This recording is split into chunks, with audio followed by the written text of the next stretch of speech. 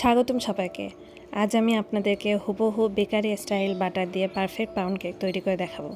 কিভাবে কেক তৈরি করলে একদম বেকারির মতো সফট, উপরে ভেজা ভেজা থাকবে, ভেতরের টেক্সচারটাও বেকারির মতো থাকবে, এই সব কিছু থাকছে আজকের এই ভিডিওতে। তো চলুন শুরু করি।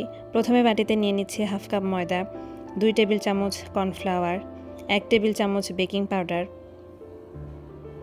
2 টেবিল চামচ গুঁড়া দুধ। সব শুকনো উপকরণ একটি চালনির সাহায্যে চেলে সাইডে রেখে দেব। এরপর আনসল্টেড বাটার নিয়ে নিয়েছি 3/4 কাপ। এ পর্যায়ে বিটারে হাই স্পিড রেখে বিট করে নেব 2 থেকে 3 মিনিট, যতক্ষণ পর্যন্ত বাটারটি সাদা হয়ে আসবে। যখন বাটারের কালার চেঞ্জ হয়ে আসবে সে পর্যায়ে চিনি অ্যাড করব। আজকের এই কেকে আমি চিনি অ্যাড করব হাফ কাপ পরিমাণ, তবে আপনারা আপনাদের টেস্ট অনুযায়ী বাড়িয়ে নিতে পারবেন। আর চিনিটা আমি 2 বারে দিয়ে দেব। এ পর্যায়ে কিন্তু ভালোভাবে মেল্ট হবে না, তবে পরবর্তীতে আমি যখন এতে ডিম দেব তখন কিন্তু সুন্দরভাবে মেল্ট হয়ে যাবে। এখানে আরেকটি বাটিতে নর্মাল টেম্পারেচারে রাখা 2টি ডিম নিয়ে নিয়েছি। কিছুক্ষণ বিট করে নিয়ে মেল্ট করা বাটারের মধ্যে নিয়ে নেব এবং আরও কিছুক্ষণ বিট করে নেব। এরপর শুকনো উপকরণগুলো দিয়ে ভালোভাবে মিশিয়ে নিচ্ছি।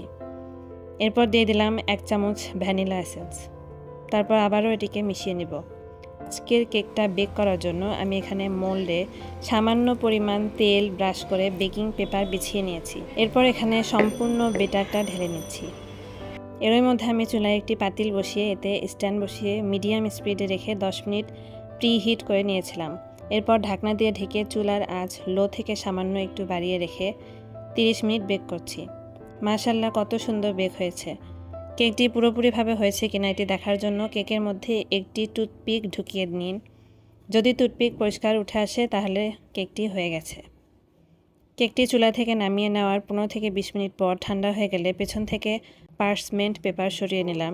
এই কেকটাকে আপনারা নর্মাল টেম্পারেচারে রেখে 3 দিন পর্যন্ত খেতে পারবেন, আর ফ্রিজে সংরক্ষণ করলে এয়ারটাইট বক্সে 7 দিন পর্যন্ত ভালো থাকবে। আশা করছি এই রেসিপিটি আপনাদের ভালো লেগেছে।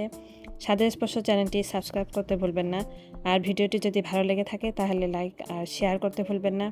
আরও নতুন রেসিপি নিয়ে আবারও দেখা হবে। ততক্ষণ পর্যন্ত সুস্থ থাকুন, ভালো থাকুন। ধন্যবাদ।